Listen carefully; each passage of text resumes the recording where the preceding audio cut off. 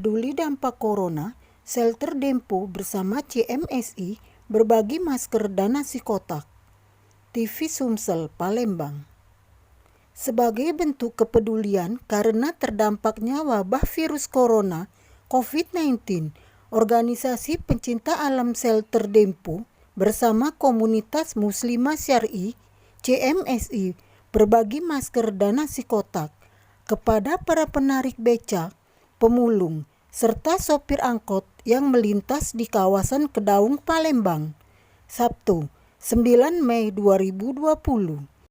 Kita nasi untuk wong yang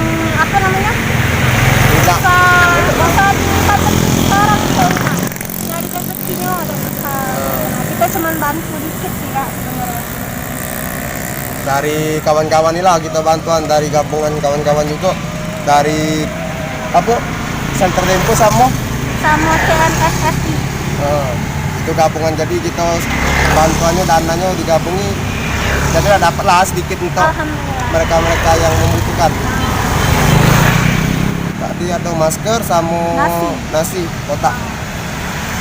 Gitu ya, untuk kita bagi. Targetnya tuh sekitar jalanan sini lah, sekitar di Kedaung yang becak, terus yang pemulung, sopir angkot. Dari kota Palembang, Sumatera Selatan, reporter Yulia, kamerawan Ferizal, TV Sumsel mewartakan.